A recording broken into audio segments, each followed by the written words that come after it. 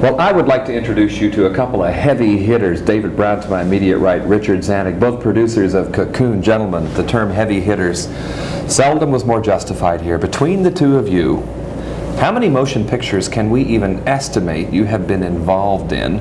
And what are some of the big titles that, of course, all of us will recognize? Richard, you want to take that first? I think we've never made a picture count of this, but it's probably into the 200 or 300s. Counting our terms as executives. I guess the biggest pictures would be The Sound of Music, Butch Cassidy and the Sundance Kid, Patton, MASH, The French Connections, Jaws, right, which we personally made, The Sting.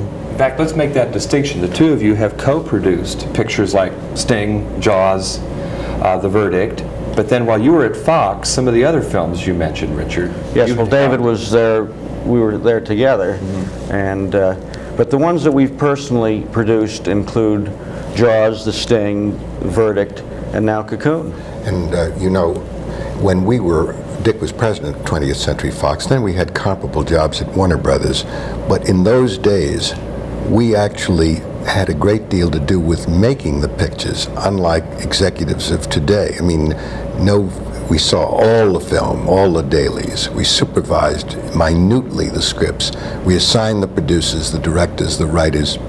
We were involved with casting, so that the role of a studio executive in those days was very much the role of a producer, wouldn't you say? Oh, absolutely. Well, your own experience, of course, and your upbringing with your father, I would have thought, would have set that kind of mold for your own activities. Well, I had Is that correct? best instruction and the best teacher that anyone who wanted to be in the movie business could possibly have. And so that early period for me was relatively easy because I'd spent my life watching him and studying him. And so at any rate, we are proud of very proud of the pictures that we've just mentioned. Now, in a business seemingly so full of contradictions and friendships and associations that are here today and gone tomorrow, and building castles on sand, why is it and how is it that the two of you have sustained your relationship in filmmaking so long? David, you want to take that first? Well, I think, first of all, we are the closest personal friends in this world. We have a great personal relationship.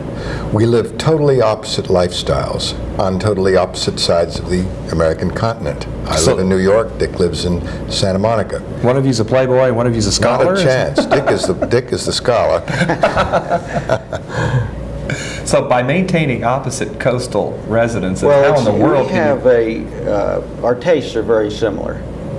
And we decided a long time ago when we formed our company that 1 + 1 = 3, that we both had to like something 100%. If I liked a project 100% and if David liked it only 95%, we wouldn't get involved. We felt that the two of us had to really be totally enthusiastic. I'll give you an example. In many partnerships, people specialize. Dick and I don't specialize. Dick is a story finder as well as a production maven, so am I. And we are so close, so closely knitted, so empathetic that it was possible for us, Dick and Lily, on the location of Cocoon in St. Petersburg, Florida. I was on the location of Target in Germany and France.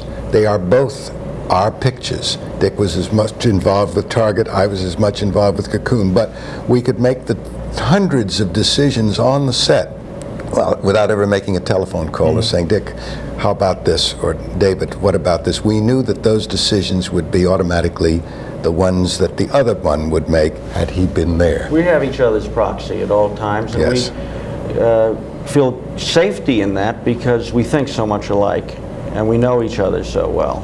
Of course, what fascinates me about the dynamic of any friendship is that friends learn how to work out and in, sometimes, of arguments.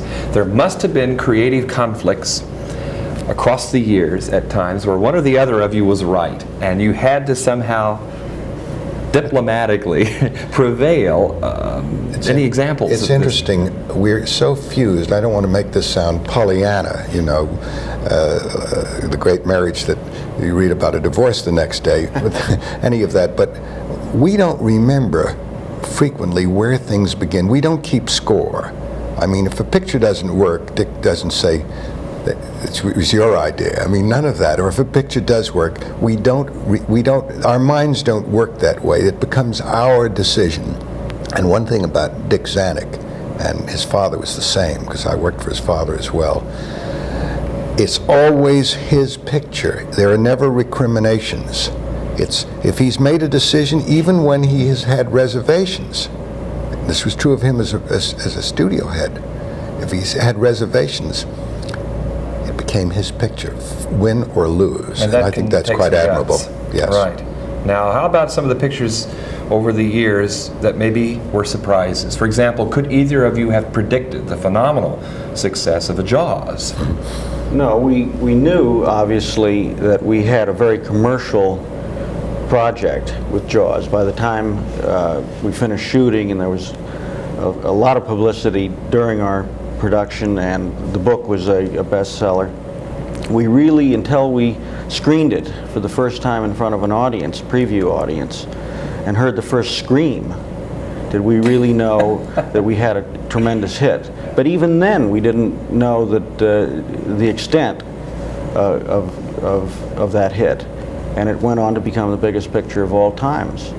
And things changed that sometimes we don't know about. For example, I understand in the verdict that originally Paul Newman was not to have been your main star. The list of people involved with the verdict are the who's who of American acting.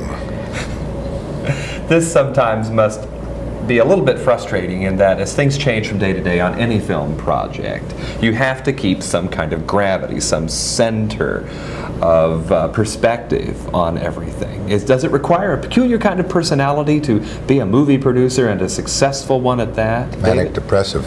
Have to be a manic depressive, because you really go through highs and lows. The job of getting a motion picture made at all is so tedious, so frustrating. Dick and I always say that when we're behind our desks, we're like an airplane in a hangar. We're not doing any good, although we're working on scripts and everything else. The interpersonal relationships are tough in movie making because it is a collaborative business, and you have to give so often. You're never really, there is no auteur movie making in the United States. We're all dependent upon other people, and everybody has a certain degree of leverage, so it's tough. Now, part of that toughness, what's the public after? You've given us Cocoon now. What in Cocoon do you think represents a public need, a public attitude that you are trying to tap? Richard? Well, I think that people like to go into a theater and be entertained and come out feeling good. And that's what Cocoon does for one. And it's a picture that has great heart. It's a picture that will move you to laughter, move you to tears, and entertain you. And I think there's a lot of people out there that just would like to be entertained in a very unique, different way. And that's some what reversals Cocoon going on. The young people seem more like old people, and the old people seem more like young people in this picture. Yes, Cocoon will surprise the audience. It's unlike any other picture. There are surprises. It's counter-trend. It's contrarian. And people who see Cocoon, especially the very young audiences, will really blow their minds, because there's things that happen in Cocoon that they can't imagine happening to people. One of the nicest of those surprises are some of the old favorites that we will see on screen. Richard Zanuck with Don Amici in the cast. What memories and associations that must bring back with his association with your father back in the great days of Fox as a major studio conglomerate.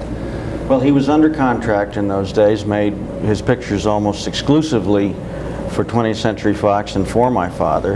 And I remember as a small boy, I used to hang around a lot. As a matter of fact, I sold newspapers there every afternoon. And I sold many papers to Don as he walked up and down the corridors. I didn't dare not buy them. Yeah, I had a captive audience. But he is a wonderful actor, a wonderful human being, and he's just wonderful in the picture too. If you've seen him, he's in great shape. He did all of his own stunts, which required specialty diving, off a diving board into a pool, underwater work. He's quite remarkable, and so are the other members of the cast. Of course, and we know that in your zeal for authenticity in Cocoon, that the life-preserving and life-sustaining pool is a real one. There really is one down there, right? We've been hearing sure. about it for hundreds of years. Sure. It's still there. We never struck that set. I want to thank We're gonna Down go- by Ponte de Leon, as a matter of Exactly. fact. Exactly. No accident this thing is set in Florida.